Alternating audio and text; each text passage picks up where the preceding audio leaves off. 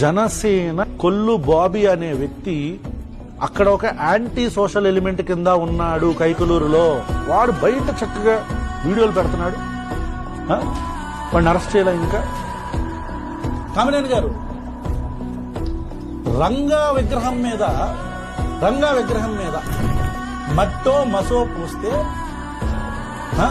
Immediate గా 30-40 మందిని back shot మొత్తం 34 మందిని లేపేశారు కదా, మీరు తీసుకెళ్లిపోయారు, అరెస్ట్ చేశారు కదా. ఇప్పటికీ ఈ రోజుకి కూడా ఈ బాబీ గారిని ఎందుకంటే అరెస్ట్ చేయాలి? ఇప్పటిదాకా కూడా బాబీని అరెస్ట్ చేయాల. ఒకవేళ చేసినట్టయితే ఎక్కడ ప్రకటించాలా, ప్రెస్ మీట్ ముందు పెట్టాలా. కైకిలు నియోజకవర్గంలో ఈ అల్లరి మోకలు, ఈ కామినేని గారి పాపం పెంపుడు కొడుకైనటువంటి రాజకీయ పెంపుడు కొడుకైనటువంటి రౌడీ వల్ల ఈ మధ్య జనంలో చాలా క్రియేటివిటీ పెరిగిపోయింది. రాను ఊహించుకోవడానికి ట్యాక్సులు జీఎస్టీలు కట్టాల్సిన అవసరం లేదు కాబట్టి ఎవరిష్టానికి వాళ్ళు ఊహించేసుకుంటా ఉన్నారు. మొన్న కైకలూరులో ఒక ఘర్షణ జరిగింది. అక్కడ దళిత యువకుల మీద దాడి జరిగితే ఏ గొడవ జరిగినా ఇమ్మీడియట్ గా అది గవర్నమెంట్ కి ఆపాదించడానికి వైసీపీ పేటీఎం పేజ్ ఎప్పుడు రెడీగా ఉంటాయి. ఇప్పుడు చాలా మంది వచ్చేసి ఏదో కొంతమంది అక్కడ ధర్నా చేస్తున్నారట. ధర్నా ఎందుకు చేస్తున్నారంటే ఆయనే సూత్రధారి దీని వెనకతల, అతన్ని కూడా అరెస్ట్ చేయాలి, అతనే మెయిన్ అని చెప్పి కొంతమంది ధర్నా చేస్తారు. అతను సూత్రధారి అనడానికి మనం ఏదైనా ఒక ఆధారం సమర్పించాలి. ఒక ఆధారం అన్న చూపించకుండా, ఆధారం లేకపోతే అంత ఈజీగా అరెస్ట్ చేయాలి. ఫలానా కులస్తులు దాడి చేశారు, ఆ ఫలానా కులస్తులకు నాయకుడు ఫలానా వ్యక్తి కాబట్టి ఆ నాయకుడే దీనికి బాధ్యులని వైసీపీ వాళ్ళు గోల్ చేస్తారు. అది వాళ్ళకి అలవాటే. ఎందుకంటే ఎక్కడ ఏ గొడవ జరిగిందో దాని కులాలకి లింక్ ఎట్టడానికి ట్రై చేస్తారు. ఆటోమేటిక్ గా ఆంధ్రప్రదేశ్ లో ఇది మాలలకి కాపులకి గొడవగా మారిపోతే, కాపుల్లో చాలా మంది తెలుగుదేశం పార్టీలో ఉన్నారు, చాలా మంది జనసేన పార్టీలో ఉన్నారు కాబట్టి ఇదిగో కోటమూళ్ళు మిమ్మల్ని కొట్టేశారు కాబట్టి మాలలందరికీ జగన్మోహన్ రెడ్డి దిక్కు, మేము మీకేమీ చేయం గానీ వాళ్ళు మిమ్మల్ని కొడుతున్నారు కాబట్టి మీరు మా కాళ్ళు దగ్గర ఉండండి అని చెప్పారు. ఇంకంతగానే ఏమన్నా జనసేన పార్టీలో ఉంటున్నానని, మీకు వైసీపీ పార్టీకి 2019లో మీకు పనిచేయలేదని, నేను మీకు వ్యతిరేకంగా మాట్లాడానని, 2019 నుంచి 24 వరకు కూడా ఎన్ని దుర్మార్గాలు చేశారు నా మీద.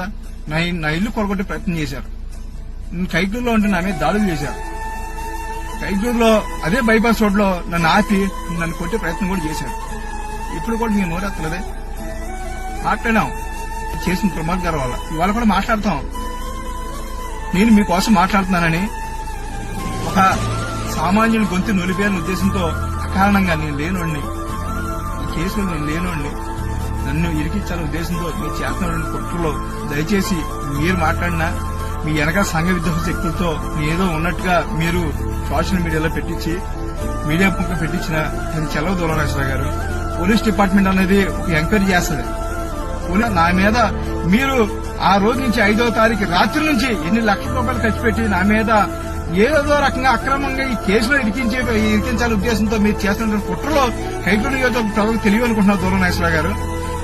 వాళ్ళ మీద నేను ఎప్పుడు కూడా నేను కుల భావన అన్నది ఎప్పుడు నేను చూడాల. నాకు కుల భావన అన్న ఉద్దేశం ఉంటే నువ్వు ఆనాడు నా మీద దీంతో దౌర్జన్యం చేసి నా ఇల్లు పడగొట్టి నా కాలద్దాల పాల్గొట్టించి నా ఇంటి దగ్గర ఉన్నప్పుడు నన్ను చేసినటువంటి దుర్మార్గాలు నా మీద మాట్లాడిన మాటలు ఉన్నప్పుడే నేను కాపు కులంలో అయ్యా కాపు నాయకులారా మీరు ఈ రకంగా దూరం నేసిన కాపునామా సామాజిక చెందిన వ్యక్తే కదా, ఈ రకంగా నా మీద ఎందుకు కక్ష చేస్తున్నాడు అని చెప్పి నేను ఎవరి దగ్గరికి వెళ్ళారా అంటే నాకు కులం లేదండి.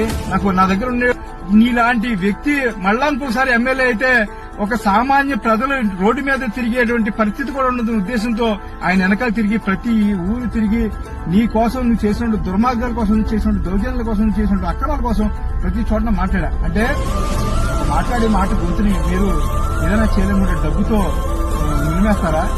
పోనీ నీ తప్పు చేశాననుకుంటే చెప్తా ఉన్నా నీ దళిత సోదరులు కూడా, అయ్యా దళిత సోదరులారా నీ తప్పు చేశానని మీరందరూ నమ్మితే, అక్కడ ఉన్నటువంటి దానం చూడడం ప్రజలు నమ్మితే, అక్కడ గొడవగా ఉన్న వ్యక్తులను నమ్మితే, నేను మీరు ఏదైతే పవిత్రంగా మీరందరూ మన రాజ్యాంగ నిర్మాత డాక్టర్ అంబేద్కర్ గారిని ఏ రకంగా మీరందరూ గౌరవిస్తారో ఆ విగ్రహం ముందు నేను ఉరిపోసుకుని ఆత్మహత్య చేసుకోవడానికి నేను సిద్ధంగా ఉన్నా.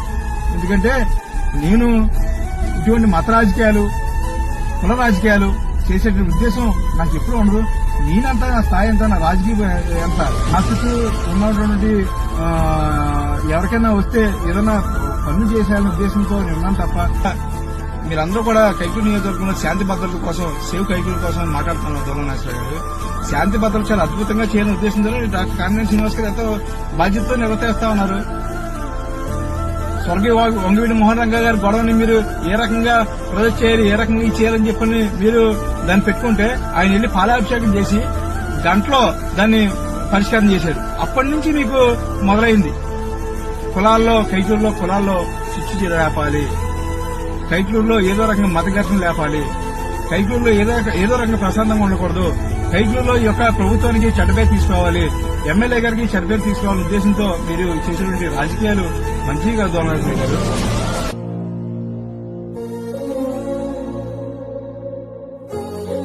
సుమారు ఏ సమయ ప్రాంతంలో ఈ గొడవ? 7:30 స్టార్ట్ అయింది. 8:30 వరకు తవ్వుతూనే ఉన్నారు మమ్మల్ని. కొల్లిబాబు అక్కడ ఉన్నాడా? స్టార్టింగ్ అసలు అట్లే ఉన్నాడు అక్కడ. ఆహా. కొల్లిబాబి నేను ఆ పరిసర ప్రాంతాల్లో కూడా లేను.